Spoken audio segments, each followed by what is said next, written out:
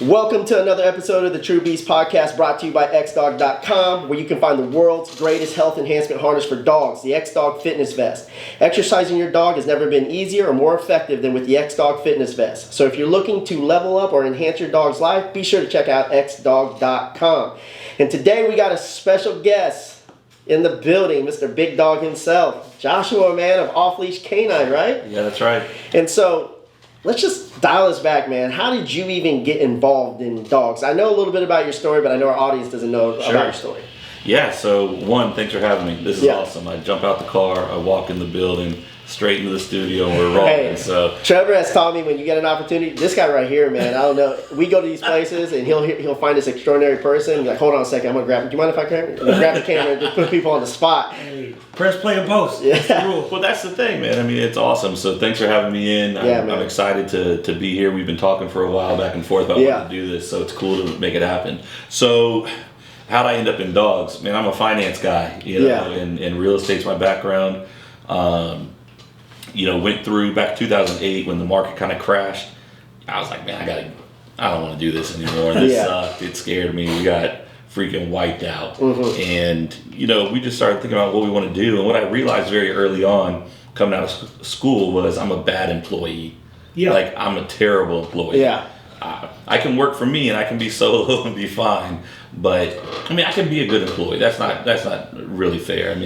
When I'm there, I'm there. Yeah. But my mind has me thinking about other things and wanting to do my own thing and grow and whatnot. So I ended up, long story short, I was working for a real large church out in Virginia. I was the executive director there, building their buildings, running staff, finances, all that. And I ended up getting this dog. I got into bird hunting and I watched my buddy's labs work. Yeah. And I was like, man, I got to get me a lab. I'd always had German Shepherds and Rottweilers. And I always trained them. Had dogs my whole life. My favorite memories are with dogs and running around Northern California, just getting in trouble with my golden retriever and different dogs. And, I got this lab, though, this field trial hunting dog. Oh, I got every bit of what I wanted. I just didn't know what to do with it. Yeah. She was bad. She was a bad dog. And bad puppy, I should say. She's an incredible dog. Yeah. And so I needed help. And I started looking around help, and I found this place called Off Leash Canine Training up in Northern Virginia, near Washington, D.C. Who was running that one at the time? Nick. Oh, Nick. So I call. Nick answers the phone. And this is early 2013. Yeah. Okay. And I'm talking to him, and I remember it like it was yesterday. I'm sitting in my chair, just talking to this dude. I'm telling him what's going on. He's like, oh, yeah, man, this is what you need to do. Go ahead and sign up. And he goes, where are you located? I saw your area code.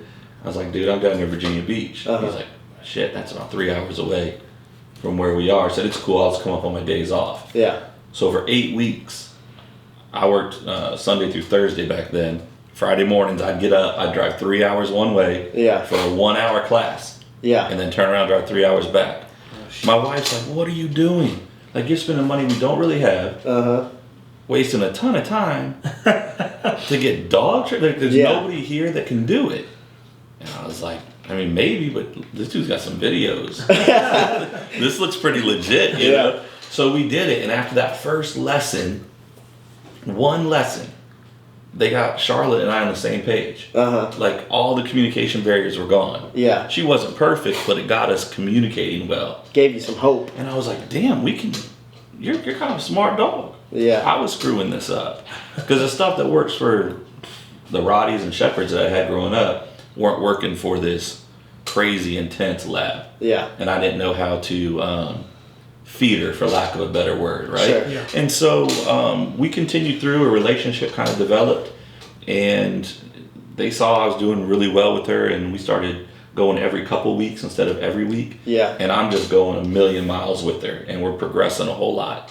I was like, man, have y'all ever thought about, getting into the training game? I was like, no, I'm real happy with what I'm doing. I stay busy.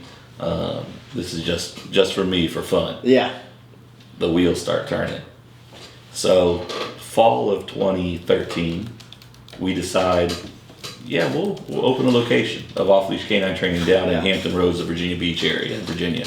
And I figured, honest to God, I would train a dog or two a month, make a couple extra bucks, take the family on a better vacation. And that's really was my intent.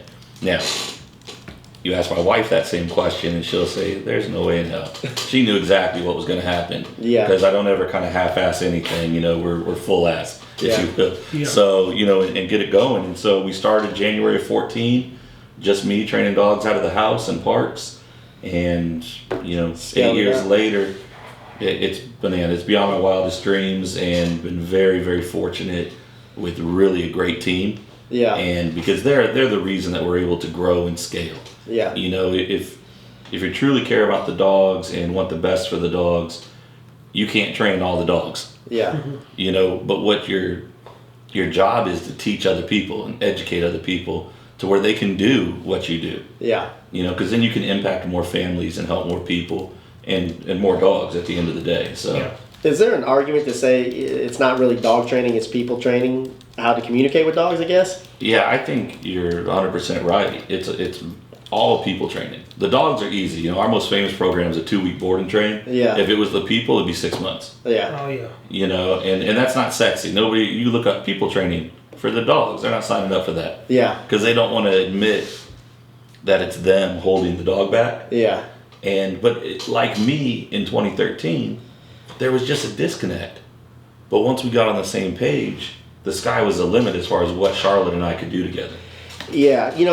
So for those who don't know, me and Josh, we're part of 2 mentorship groups, Arte and Apex, right? And Arte is ran by a guy named Andy Frisella and Milet. And Andy, he says it quite often, it wasn't the first store that was very hard to open, it was the second store. Oh, yeah. So how was your experience? Is there a lot of truth in that saying, or did you find opening up your second location just as easy? No, I didn't find it easy at all. I thought, it's kind of like when my wife and I had our son. I said, man, we killed this. This is great. Like, he's such a good kid. Yeah. We should do this again. And then my daughter was born, and it humbled me. That's a nice way to put it out. I wasn't as smooth and great as I thought I was.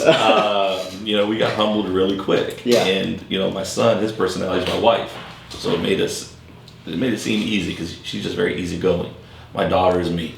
Yeah. And it's a nightmare, and it's hard to deal with your own personality in somebody else, I'm telling you, I deal with the same thing. Like, my daughter she's such an entrepreneur mindset. I can do it on my own. I don't need your help. That's right. Yeah, so it's kind of interesting. But when we opened up that second location, we expanded from Hampton Roads, Virginia. My second location with Off Leash was the Bay Area in California. Oh man, that's 2 extremes. I couldn't have gotten further away. Yeah.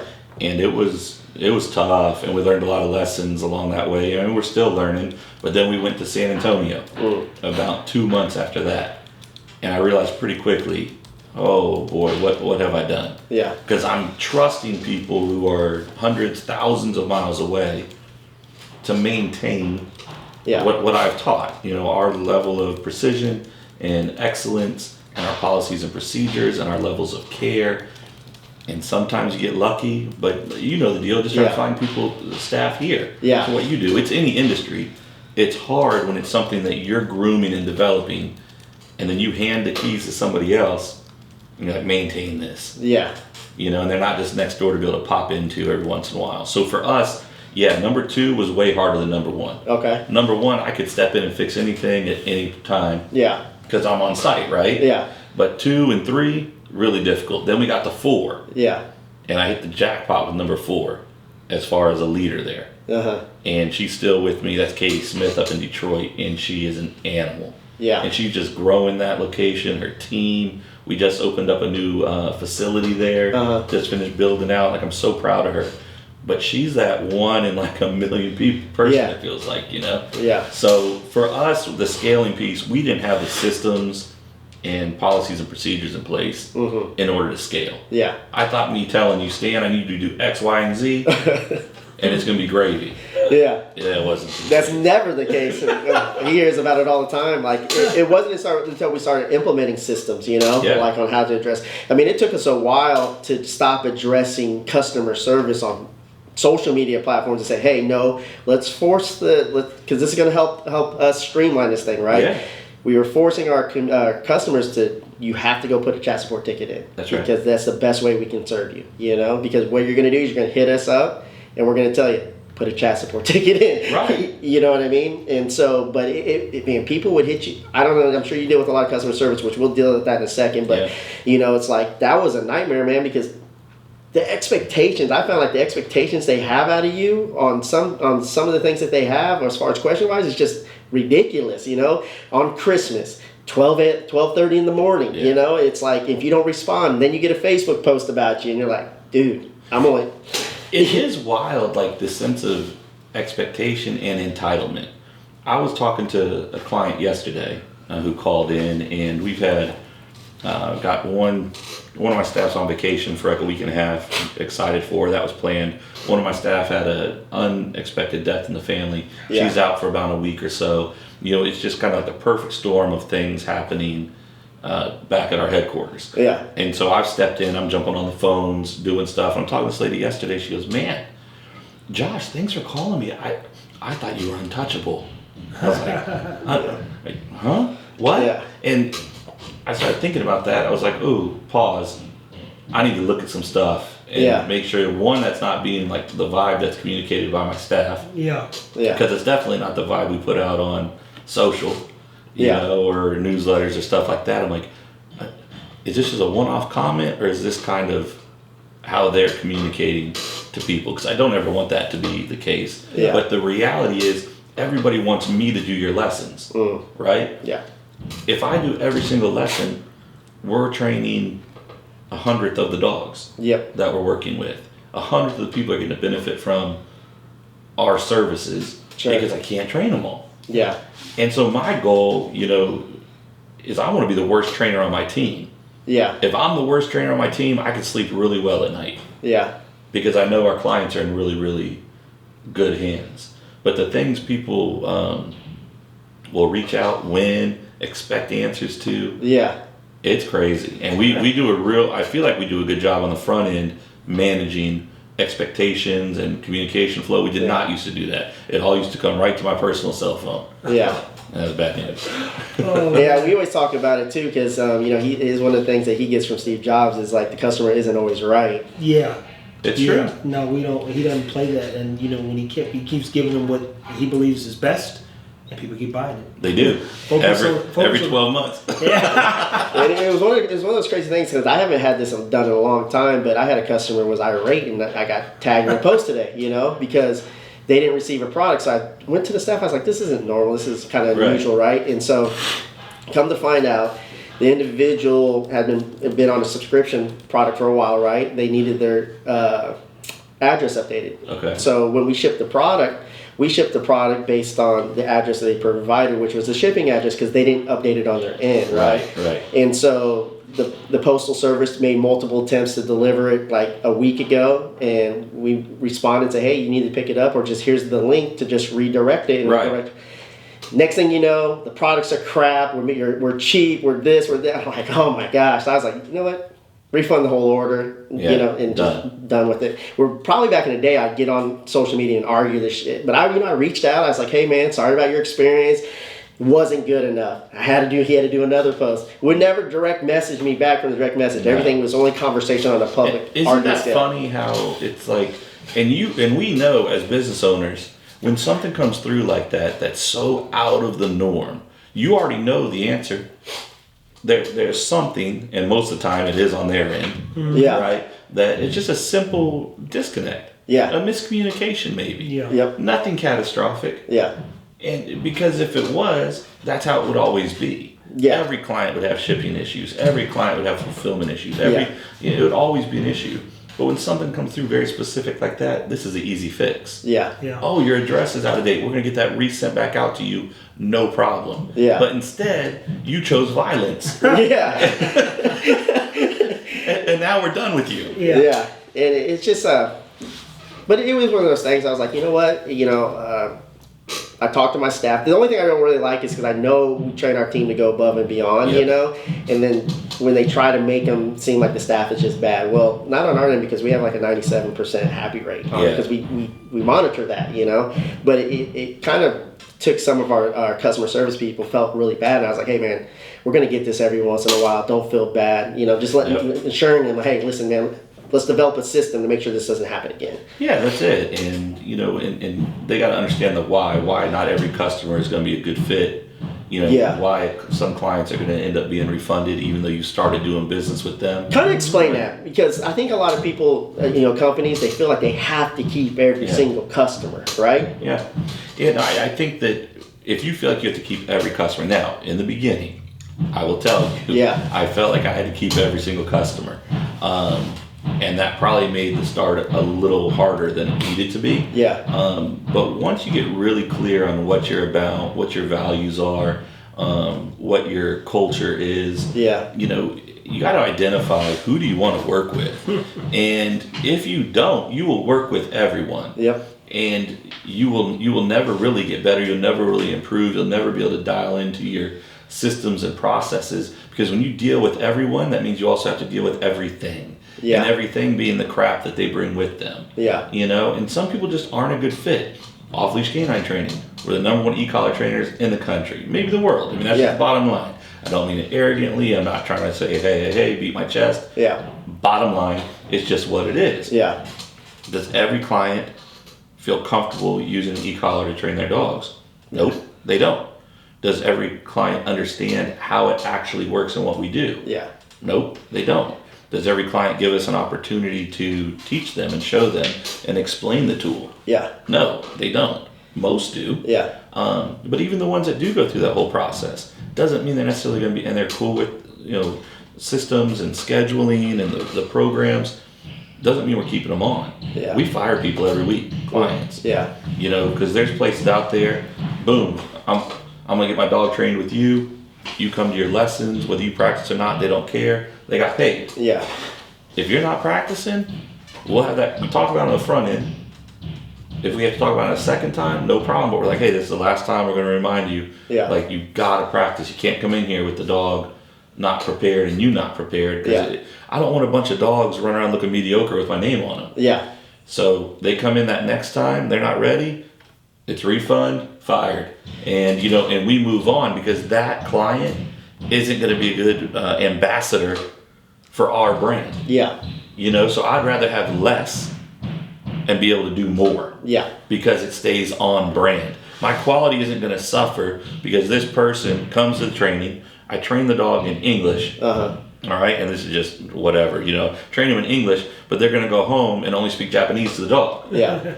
Look, we have a disconnect. You're not going to come to a training session and go through a program that is, let's say, prong collar driven. Sure. Take that off when you get home and practice with treats only. Yeah. Right? Like you're speaking different languages based on what we're actually teaching the dog. You can't get anywhere. I'm not going to have those arguments with a client about why one way is better than another. Yeah. We don't have to do that.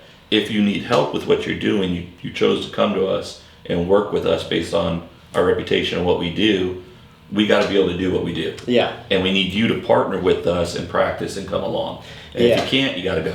I think, I saw an explanation about the e-collar the other day that I thought was probably one of the best explanations. It's like, you have your phone on silent?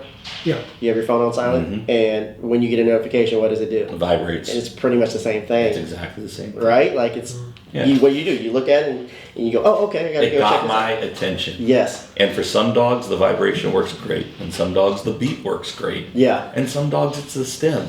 And with our technology, I can't speak for everybody. I can speak to what we use.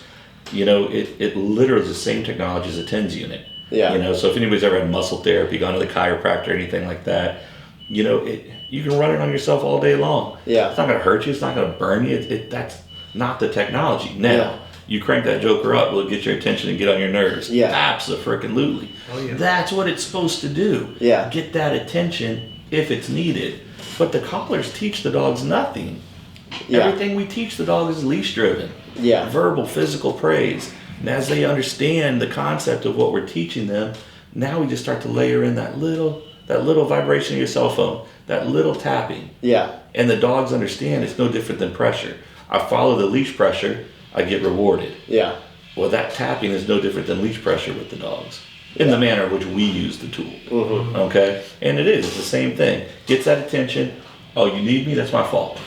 And it's kind of crazy because when you think about it, some people, will frown upon something like that, but they're not frowned upon the dog pulling at them and they're just choking them all the way down the street, right? Yeah, It's just a crazy concept. Exactly, nuts.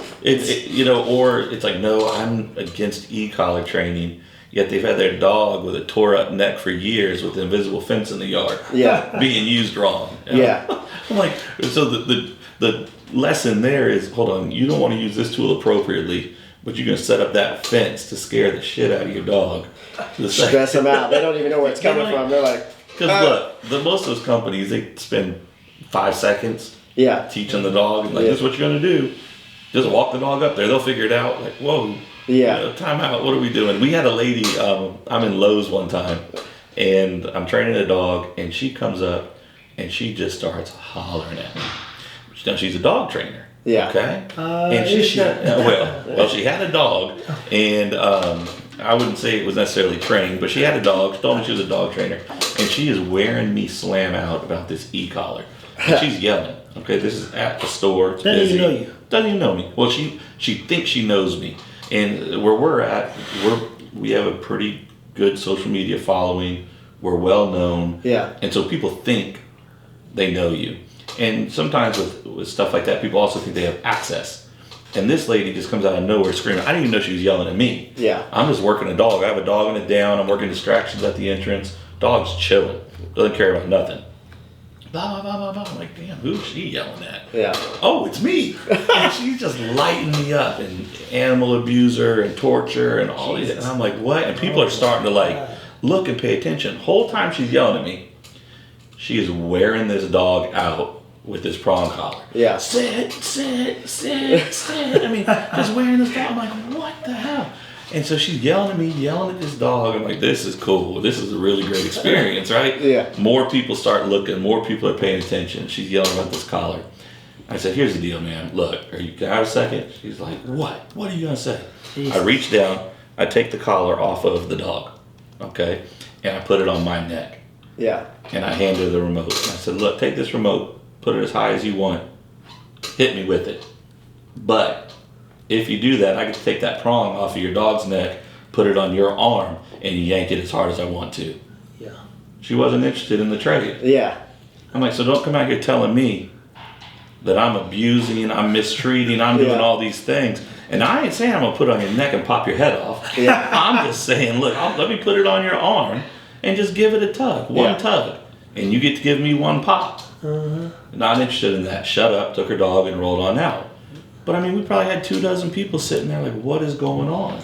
Yeah, it's kind of crazy. The training community is it's a really divided community in so many different ways. It's rough, man. Yeah, no pun intended. Yeah, it's I find it unique because it's like I deal with a lot of different types of trainers. Like it's a lot of different trainers utilize the vest in certain ways. You know, I have some PSA trainers who utilize it to increase performance levels. I have some behaviorist trainers to use it to give the dog a job to, you know, who may have different behavior issues or destructiveness around the house. So I deal with all these different communities. I'm just like, it's okay to disagree, and I don't think there's one way to train a dog, right? You're going to have to utilize multiple tools to identify how to actually figure out how to communicate with the dog correctly, right? Yeah, no, you're 100% right. And the thing is, all these things can coexist and not bother anybody. Like, it doesn't have to bother anybody. I can't tell you the name of other training companies in my area. I can't tell you well, that's not 100% true. Most of them started off by people we fired. So, you're listening. So, you know, so those I can name, but like, it's just a crazy thing. It's like, hey, if you're truly out there to better dogs and the community, you know, and you're helping people, you know, reduce stress in their homes and a dog's life be better, I'm 100% for you. I want to be a resource to you. We've learned some things over the years. Yeah. We've done some things over the years. If I can be a resource, I want to be a resource. You know, I've never spoken ill about another training company, another trainer. That's not in my best interest. Like, because what's in my best interest, staying focused on my team, making sure we're developing, focusing on my clients and the dogs, and, you know, making sure we're prepared for other people as they want to come in. You know, what we're building is not the norm, and that is a fact. I'm not naive to that. I know the blessing in it, Yeah. and and I want to preserve that. Yeah. And so I don't need other people to fail or do poorly for us to continue to grow and benefit people. And that's a big misconception. Everybody wants to, in the dog community particularly, it's like, no. I think it's in every community. Yeah. A lot of times until the communities figure out if we work together, we could do more. Yeah. So everybody owns a little bit of everything, and everything grows. And it makes sense for us to actually, let me get an iteration here and then a check, an iteration here and then a check. So it's unrealistic for people to, if you look at the numbers projecting, people that don't own dogs. Right. You couldn't even hire enough people. No, I don't want to hire them.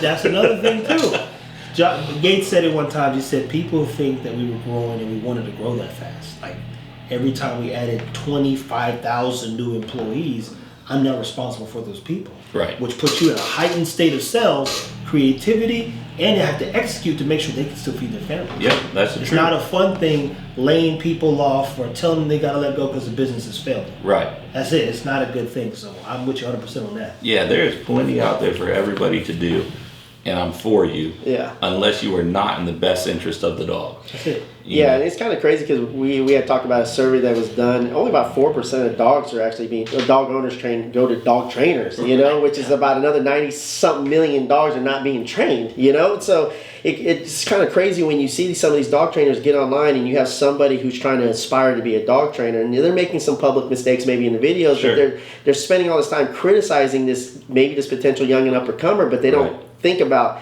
where were you when you first started? Right. And it's better that we have somebody who's just interested and inspired to want to be a dog trainer, than to have somebody. There's better ways to criticize somebody. Maybe message them privately, directly, and give them better advice. People get wide open with stuff, and again, it's everybody believing, hey, believing my opinion matters, and your opinion does matter. In the appropriate instance, your opinion doesn't matter with everything. You know what I mean? You hold the people to a high standard. Like your wife says something to you, you probably get a little down. Yeah, maybe that a opinion mentor, matters. That's everybody else can suck it. That's the truth, and that's the thing too. People are like, Josh, did you see this or did you see that? I was like, no, I have no clue. Look, I ain't even worried about it. I don't read comments when you are focused on what you're doing. You literally have no time. That's right. The comments I read are the thousands of reviews that come in where people are like, oh man, my trainer, this and that. My name's never mentioned in reviews. Yeah. I take so much pride in that. Yeah. Because these are people that we've brought up. These are people that didn't know they could make a good living, working with dogs. Yeah. And they thought they had to go to school or go do this or go do that because everybody always told them. And they were miserable. Yeah. And they make a change. They see an ad for a dog training company hiring. It's like, I can like live off this? Yeah. No, you can live off this. Come on. And make a great living. You can, and control your time and do your, is it hard work? Is it sexy work? Depends on the day. Yeah. That's sometimes true. You're a very highly compensated dog shit picker upper. I mean, it's the reality of our world. But it is crazy, back to your original point, how polarizing the dog community is. Yeah. When really there's stuff that can be learned from everybody. And if people are more willing to share knowledge versus criticize, it's something that they view as wrong or an error, but may not necessarily be. Now, there are plenty of bad out there. Yeah. All right, let's not dismiss that. That's out there. Yeah. The market has to weed those out, though. Yeah. I mean, it's just a matter of time. It's too easy for information to get out, for things to be posted. What I hate seeing, though, is when it is somebody who's good and talented and doing well, and something is misrepresented. And then it's just cancel, right? Yeah, it's kind of crazy. Like you said, like you can do 99% of your entire life do these great things, and then you just make a slight little minor one mistake, and people remember that. They don't remember nothing else. They just remember that. But it's just kind of also too. People need to keep in mind that people forget quick too. Like you have just a few days. You know what I mean? So you can't let that shit beat you up. It's gonna suck. It's gonna hurt, and you're gonna think it's game over. It'll be fine. But if your character speaks. Listen, people. Sometimes our topics get a little bit longer. We don't want to cut it just at 30. If we're really rolling, we keep this thing going. Therefore, at the end of our YouTube, you will see, hey, jump on the links listed below. Follow us on Spotify, Sure. Apple, Sure. where else? Google, Wherever else you guys Wherever- list us at. yeah, wherever we're listed at, and continue to follow and listen to the show, whatever we're talking about. Hopefully you enjoy the topics. Stay tuned. Appreciate you guys' support. Yeah, and as always, man, leave us a comment, subscribe, share. In the comments or in the reviews, also, leave us some topics that you would like us to discuss. We don't hold back. So if you want us to talk about something, be sure to leave it there. So as always, Team X Dog Strong.